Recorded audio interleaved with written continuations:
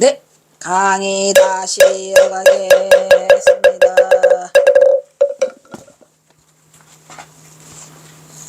그래서 경화선사가 마정령 고개를 넘어가지고 어디를 가?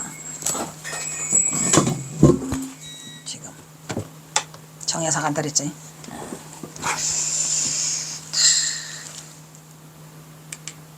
경화는 또 어느 때는 고금당에서 전옥년을 만나고, 그러니까 옥년이 혼자 놓고 있기가 얼마나 불안하겠어요. 그 홀로 빈 남자애, 높은 남자애. 그래서 가끔씩 이제 자주 드나들으시죠.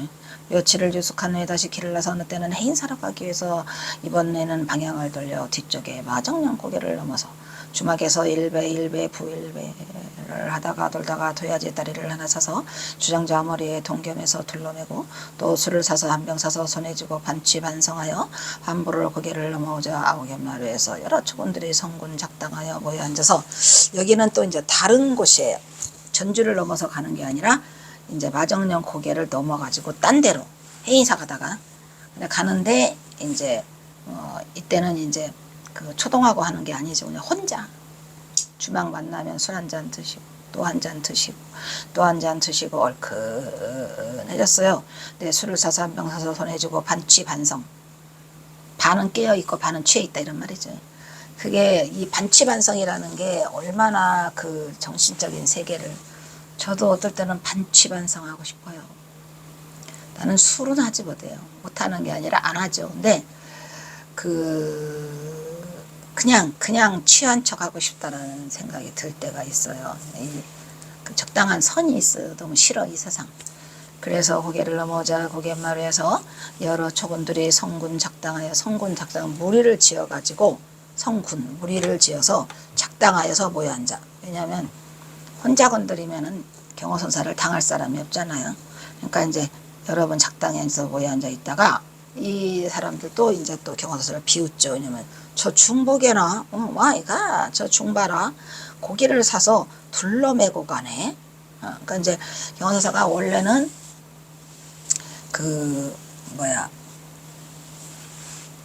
개소주를 먹으라고 했는데 개소주가 잘 안 나서, 그 개는 닭개자잖아요. 안 났으니까 또 이제 돼지고기를, 삶은 돼지고기를 먹으라고 이제 해요.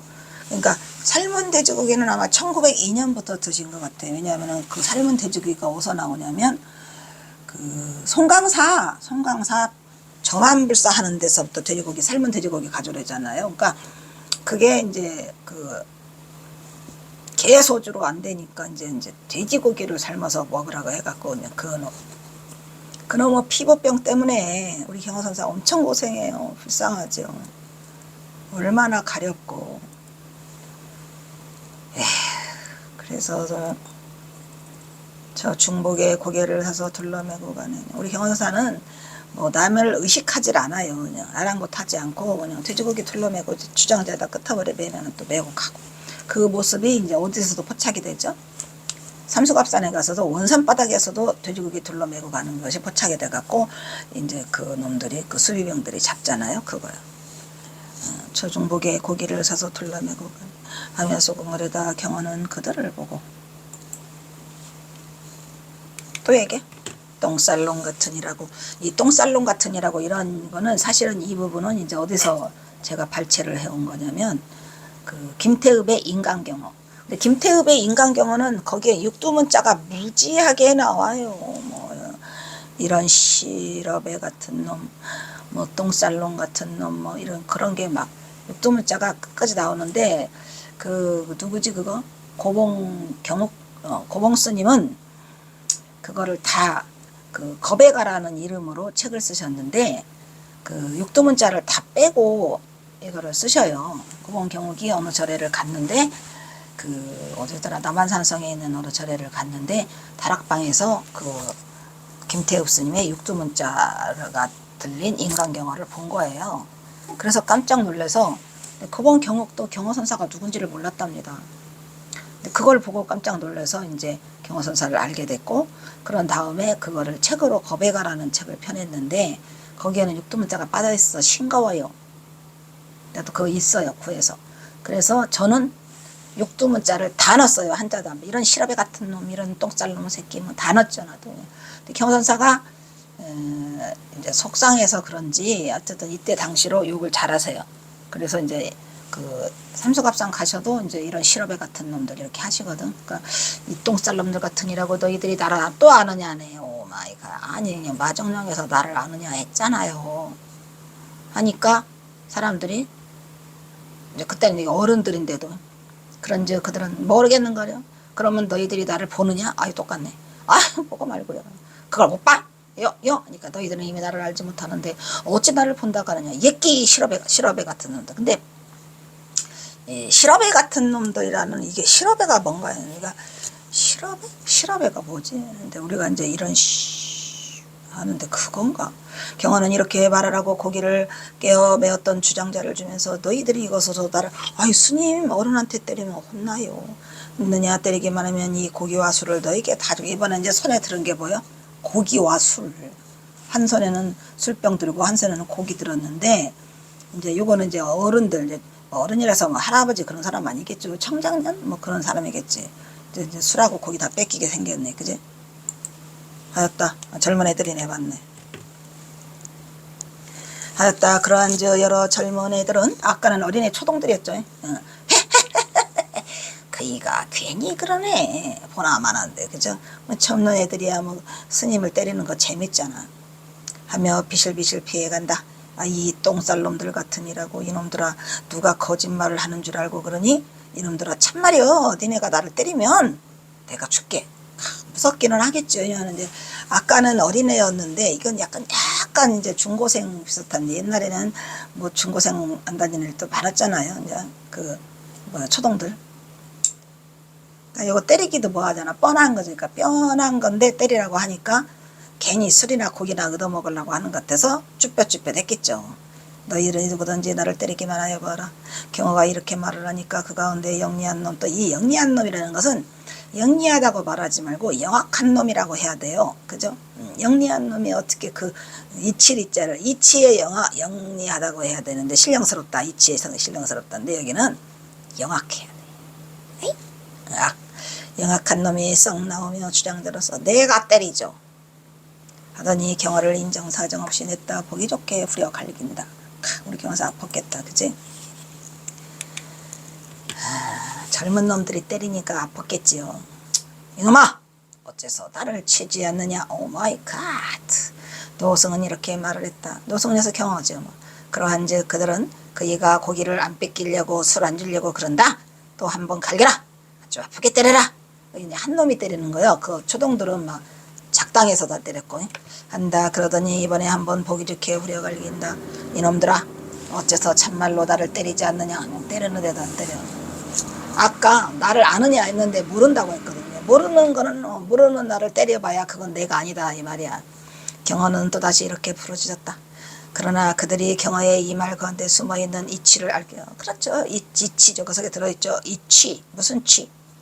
여기서 취라고 하는 것은 경호선사가 성취하고자 하는 그 말, 즉 뭐야? 중도를 알리고자 하는 거죠. 중도. 안다, 모른다. 본다, 안다. 그래서 알 길이 없어 막무가내다. 그래서 경호가 말하되 너희가 만일 나를 치기만 했으면 삼세잡을 역대조사 일봉타고 하리라. 마는 일봉타고 한 방망이로 싹 없애버린다. 일봉해야 돼. 그런데 업보가 중한 너희들이 무슨 그러라며. 그러니까 경호사가 이게 어린애한테만 한 게 아니고 어른한테도 상매 법문을 하신 거야. 중도 멋있죠. 그런데 나는 아파서 못 할 것 같아. 아파서 이 매로 하는 거는 스님 안 할래요. 그냥 말로 할래요. 맺어 죽게 생겼어. 그냥 스님이 맷집이 센가 봐. 어쨌든 스님은 그 맞으면서 그 슬픔을 견뎌내셨던 것 같다는 생각이 들지요. 시큰데려라 이렇게. 에휴, 옛다 이놈들아. 눈깔에 보이는 고기나 먹고 술이나 마셔라. 중요한 말 하고 있죠. 이렇게 잘 써놨어요. 뭐래? 니네가 나를 때린 건 눈깔에 보이는 거잖아. 중요한 말이죠. 중요한 말이에요. 아니에요 여러분. 제발. 내가 이 말을 할 때 촥촥촥촥 알아들으시죠? 꼭두 새벽에 나와서 하고 있다니까. 옛다 이놈들아. 눈가에 보이는 고기나 먹고 술이나 마시거라. 이게 뭔 말이야. 이놈들이 아까 나를 모른다고 하더니 나를 보인다니까. 눈가에 보이는 것이 진실이 아니다. 눈가에 보이는 건 진실이 아니죠. 그거는 분별심이 있는 거예요. 안이비설신의 색성양 미촉고. 아시겠죠? 그래서 눈가에 보이는 거는 아니다라는 거예요. 그러니까 너희들은 나를 때렸다 못 때렸다. 너희들은 나의 참나를 못 때렸다. 이런 얘기요. 하고 가졌던 고기와 술병을 그들에게 주고 뒤도 돌아보지 않고 이실렁 하며 산신령같이 걸어서 다시 고금당 절로 넘어오고. 이거는 고금당을 오는 거고 걔는 고금당을 나가는 거죠. 그러니까 이 이야기가 두 가지 종류가 있는데 제가 일부러 이 두 가지를 다 썼어요. 왜냐, 하나는 초동들에게, 하나는 젊은 애들에게. 근데 질문은 똑같죠. 거기서 결정적인 거예요. 눈에 보이는 고기나 술이나 처먹어라, 이런 얘기죠. 보느냐 아느냐는 똑같아요. 여러분 앞으로 본다 안다 말 함부로 하시면 안 돼요. 그래서 그리스처럼 경호는 죽동매를 청하고 다녔다. 그러나 의식 있는 누구도 경호의 이러한 의중을 아무도 몰랐죠. 경호선사만이 아는 거예요. 깨달은 자만이. 중요한 말을 썼어요. 다 썼어요. 그다가 눈깔이 보이는 거나 먹어라. 아까 이치라 했죠. 경호선사가 얻고자 하는 이치, 그러니까 선리를 가르쳐 주려고 하는데 죽어도 그 선리에 접근하지 못해요. 여러분들도 말은 내가 성공부한다 하는 자가 있으면 그거에 대해서 정확하게 알으셔야 돼요. 이처럼 경호선사는 아이들에게 입에 맞는 것을 자초한 것은 매를 맞으면 아픈지 그렇지 않은지 점검하려는 의도가 아니었으니, 그게 아니죠. 내가 매 맞으면 아플까 안 아플까가 아니라 참나를 아느냐는 거죠. 보느냐 아느냐, 아느냐 보느냐. 아는 거와 보는 거는 다르다는 거죠. 응? 그래. 응? 왜? 본다는 것은 눈으로 보는 거예요. 색성양 미촉법으로. 그거 있잖아. 단지 불에면 시륵견성이라 누가 했죠? 몸이 아파서 단지 불에면 시륵견성. 누구죠? 보조국사 진을로 수십 개를 나오죠. 그 회자가 이 알지자예요. 알지 못할 줄을 알면. 안다는 거 굉장히 중요한 거거든요. 이게 알지 못해야 돼. 알지 못할 줄을 알면 그것이 곧 현성이다. 뭔 소리요? 뭔 소리요? 안다 모른다, 모른다 안다. 걔들이 모른다고 했단 말이야. 그래서 의도는 아니고 뭐 맞아서 아프냐 안 아프냐가 아니고 분명히 맞았는데도 맞지 않았다고. 맞았다 맞지 않았다. 여러분 맞은 거와 맞지 않은 것은 어떤 차이가 있죠? 한 것은 아이들이 몸을 때렸지만 선사의 마음은 때리지 못했다, 이런 말이야. 의미하는 것으로 경호는 자신이 중도부리를 이렇게 몸으로 구현해내고 있었어요. 몸으로. 맞았다 맞지 않았다. 안다 본다. 때렸다 안 때렸다 못 때렸다. 그것은 아이들에게 마음을 움직일 수 있는, 왜? 뭔가 생각을 하나는 할 거 아니에요. 여러분 자꾸 때렸는데 안 때렸다 그럴까. 아마 그때의 그 몰매에 참여했던 아이들이나 그 몰매를 했던 그 젊은 애들은 비록 경호사를 때렸지만 돌아가면서 고개를 갸우뚱은 했을 것 같아요. 그게 경호선사가 뭐예요? 선인연을 심어주는 거예요. 선지법문이죠. 그러니까 몸으로 구현하는, 말했잖아요. 제가 역경계라고. 역경계. 순경계를 경호사는 택하는 게 아니고 항상 역경계를 택해서 이걸 한다, 이런 말이에요. 구현해내고 있었다. 그것은 아이들에게 마음을 움직일 수 있는 것은 마음의 주인공은 몸에 있지 않다는 거. 중요한 말 하고 있죠. 몸에 있지 않아요. 어디에 있어요?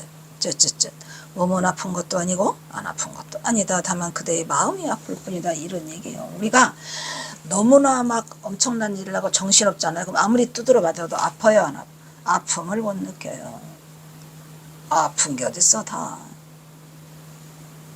그러니까 오직 살아야 되겠다는 일념만 있으면 아무리 두드려 패도 아프지 않다, 이런 얘기지. 마음이 아픈 거지. 그러니까 그런 경험이 있을 거예요. 그렇다 몸뚱아리는 신근이라는 거. 신근이죠. 신근.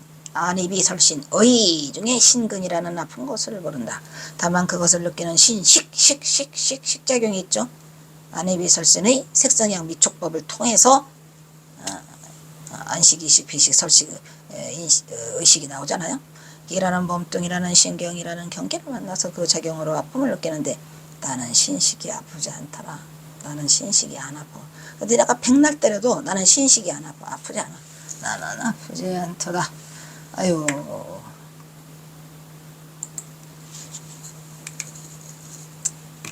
다만 보고간민과 제폭고민으로 온몸을 불사른 우리 동학농민군들이 세상의 빛을 못 치고 쓰러져 가서 난 그게 아프다는 말이에요. 그 마음이 아픈 거예요.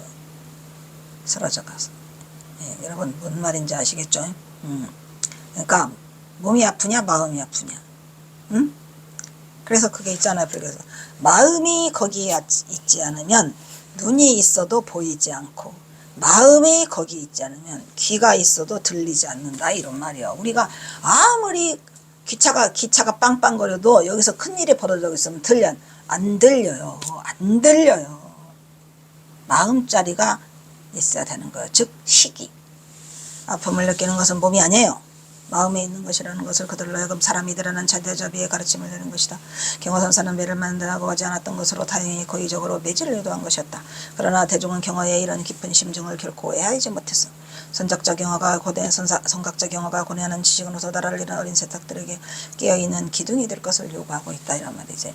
경허사는 지금 말했잖아요. 어린아이, 청년 애들에게 몸으로 법문을 해주시는 거죠. 깨어있는 성각자가 되라, 부처가 되라. 그러니까 불교를 그런 식으로 경사가 지금 중도를 펴고 계시는 거죠. 그래서 경화사자는 역행의 비도야.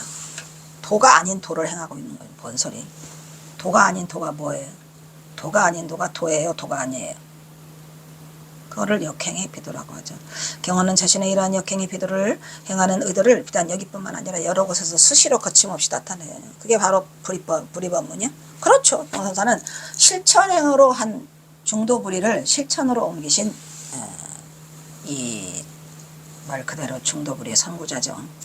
이러한 행위로 경호는 뱁새가 풍세의 마음을 읽지 못하는 세간으로부터 뱁새가 어떻게 풍세의 마음을 알겠어? 우리 경호선사는 풍세라니까. 언제나 비방과 회찬이 항상 끊이잖아요. 경호사에 대해서. 어떤 인간들이 지 나름으로 봐가지고 이상한 개소리를 하죠. 경호의 예배를 보는 이러한 심정은 이러한 방식으로라도 경호의 의도는 자신의 역경을 통하여 고뇌하는 경호를 토해내고 싶었더라. 답답하시겠죠. 법문을 해야 되는데 법문을 제대로 할 수는 없고, 그래서 우리 경호선사는 상당 법문이나 뭐 이런 게 별로 없어요. 몇 개 있죠. 시중. 응?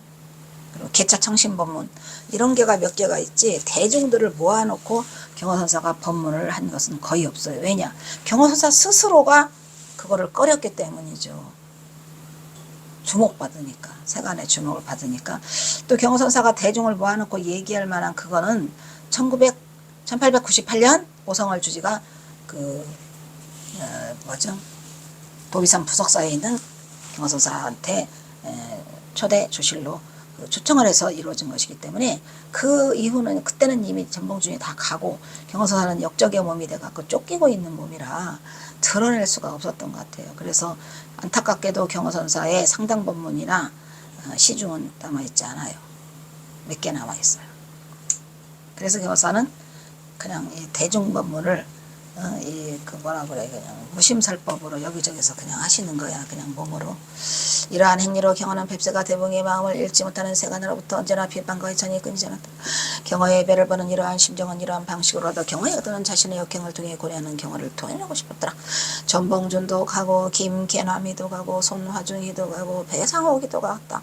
송이옥도 가고 송이옥 삼촌도 갔으니 경호가 사랑하는 이 모든 이들이 경호만 홀려 남기고 다 떠나가 버렸더라. 이러네. 다 아는 사람들이에요. 김계남도 손화중도 다. 에휴.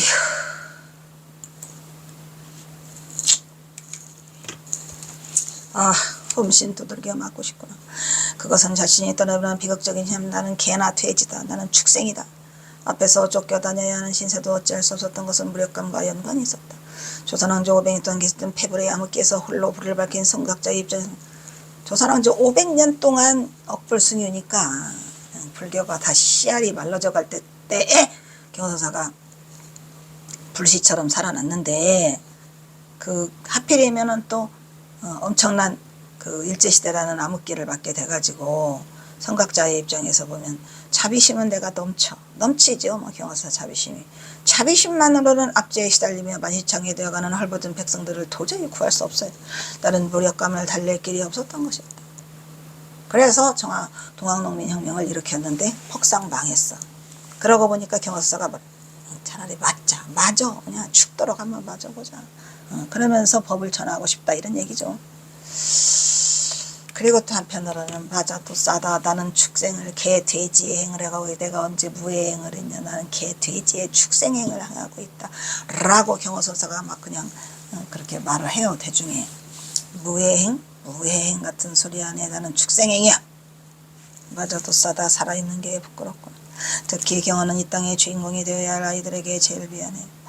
이런 나라를 물려주는 게 저들로부터 물려받는 것을 자처한 것으로 죽도록 맞아도 그 안은 필 길이 없었더라. 어찌하여 거사는 성공을 이루지 못하고 무너져 버렸다면 속상해. 동학농민이 만약에 성공했으면 우리 불교도 이렇게 흔들거리지 않았을 거야. 오호 통제라. 오호 애제라. 참으로 통탄을 이르다. 참으로 하늘도 무심하구나. 무심하지요. 이렇게 경화가 자청한 녹동들의 불매는 그것으로도 경화는 그 안을 다 풀지 못해 소리 없이 눈물을 허공에 뿌리며 쓸쓸히 돌아서야 했던 한마는 마정농국이더라. 이런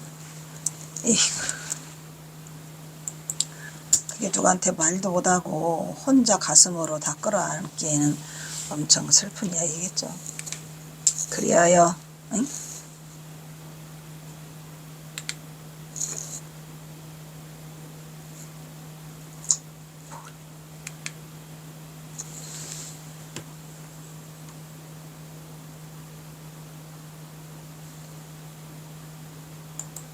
그리하여 경허불매도는 기행의 소산이 아니라 무슨 기행한 게 아니에요. 법문이라니까. 원법.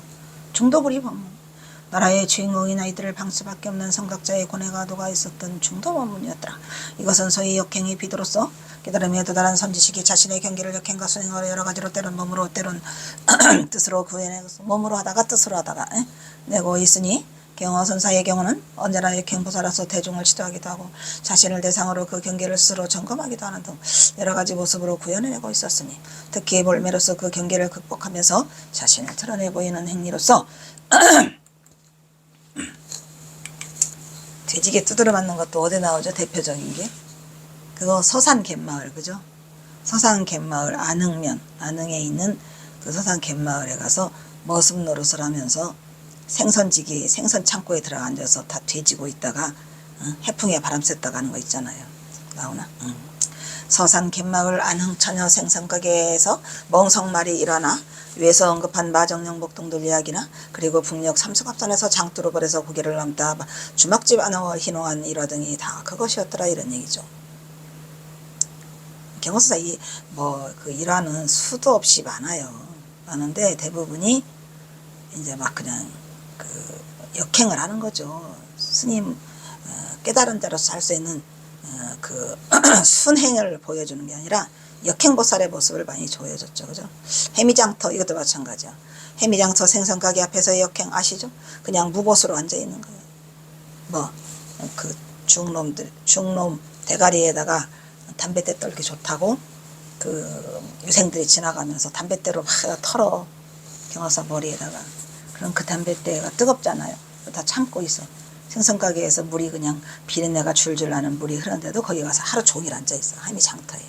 그리고 나중에 끝나고 나면 이놈들 내가 이겼다. 그리고 이제 서산에 해가 되었네요쯤에는 돌아가는 그런 역행 이야기. 마정령 목동들은 돈으로 중학집도 자신이 술을 사고 모두에게 돈을 쓰면서 때려 고의적 삽싸움을 벌이고 있었던 것이다. 그러나 경호는 돈을 걸지 않고 하는 일화로는 돈을 안 걸고 하는 것도 있어요. 이게 이제 상매, 삭싸움, 돈을 안 벌고 하는 건 물동이 처녀 뽀뽀도 있죠. 그거는 이제 만공에게 보여주는 일체유심조, 일체유심조 뜻으로 보여주는 거죠. 즉 이치로 보여주는 거예요. 젖을 보시해 먹거나 경호사가 그냥 길거리 가다가 안악에게 막 젖달라고 해서 젖을 쪽쪽 빨아먹어. 그러니까 이제 그것은 놀래게 하려고 쫓아오게 하려 밭에서 일하는 사람들에게 그 안악을 뒤에서 끌어안거나 이렇게 해가지고 목숨을 담보로 또 매를 버는 행위.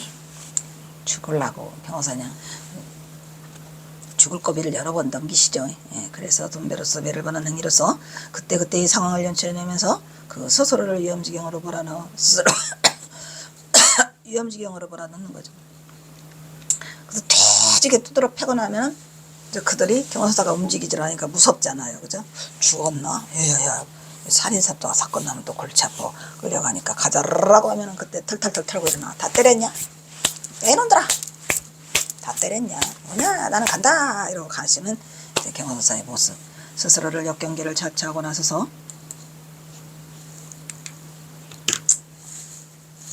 항상 주변을 당혹해 하면서도 판을 크게 벌리는 상황극을 연출하곤 했더라. 누가? 경호선사가. 근데 그렇게라도 안 했으면 경호선사 더 힘들었을 것 같아요. 잘하셨어요, 스님. 속이 터지는데 그러면 뭐를 못해? 어?